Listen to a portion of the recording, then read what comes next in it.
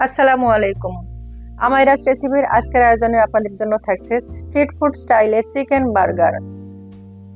এটা রাস্তার বিভিন্ন মোড়ে যে ফুড কোর্ট গুলো থাকে সেগুলিতে আমরা সাধারণত খেয়ে থাকি। চলুন তাহলে দেখে আসি সেই 60 টাকার চিকেন বার্গার।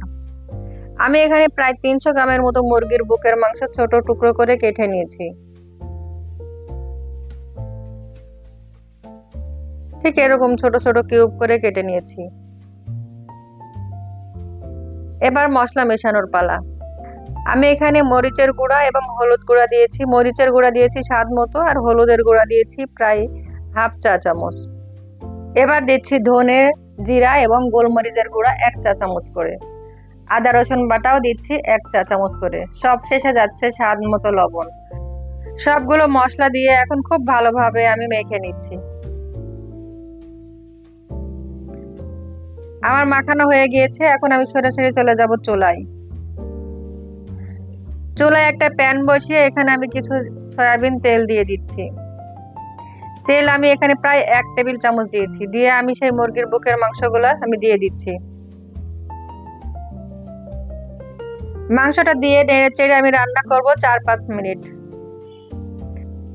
এক্সট্রা কোনো পানি অ্যাড করার দরকার নাই, কারণ আমাদের মাংস থেকে যে পানি বের হবে এই পানিতেই আমাদের মুরগির মাংসটা সিদ্ধ হয়ে যাবে। দেখুন অলরেডি আমাদের মাংসটা কিন্তু সিদ্ধ হয়ে গিয়েছে। এখন আমি টমেটো কেচাপ 1 চামচ দিয়ে নেড়ে চেড়ে কিছুক্ষণ রান্না করে নামিয়ে ফেলবো।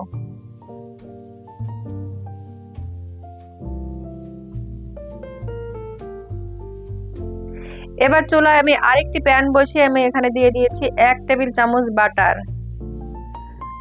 বাটারটা যখন মেল্ট হয়ে যাবে তখন আমি বার্গার বানগুলো এভাবে দিয়ে দিচ্ছি, যেগুলো আমি বাটার টাইপ দিয়ে এভাবে মাঝখান দিয়ে কেটে রেখেছি।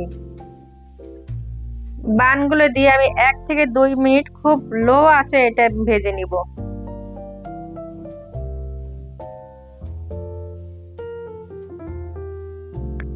কালারটা যখন হালকা সোনালী কালার হয়ে আসবে তখন আমি বানগুলো উঠিয়ে নিব। আমার সবগুলো বার্গার বান ভাজা হয়ে গিয়েছে। দেখেন কালারটা আমার হালকা সোনালী কালার হয়ে এসেছে। এখন আমি বানগুলোতে 2 পাশ একটু করে মেয়োনিজ দিব, তারপর দিয়ে দিচ্ছি টমেটো সস, দিয়ে এরপর দিয়ে দিচ্ছি মুরগির সেই মাংস যেটা আমি আগে থেকে রান্না করে রেখেছি, আর উপর দিয়ে দিচ্ছি কিছু লেটুস পাতা যেটা আমি কুচি করে রেখেছি।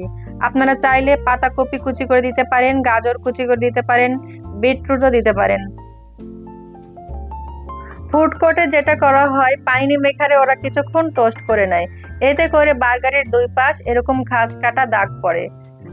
আমার কাছে যেহেতু পানির মেকার নেই তাই আমি এখানে গ্রিল প্যান ব্যবহার করছি, এতে করে খাস কাটা দাগ 2 পাশে পড়বে। আপনাদের যদি গ্রিল প্যান না থাকে তাহলে রেগুলার যে ফ্রাই প্যান আছে সেটাতেও করে নিতে পারবেন। আমি 2 পাশ 2 থেকে 3 মিনিট করে এভাবে টোস্ট করে নিব।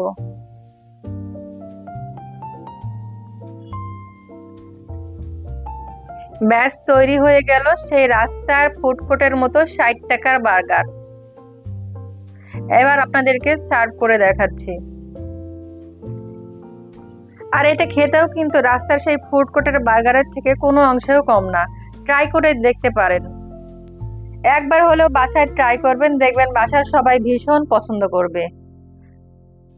আজকের মতো আল্লাহ হাফেজ, দেখা হবে নেক্সট ভিডিওতে ইনশাআল্লাহ।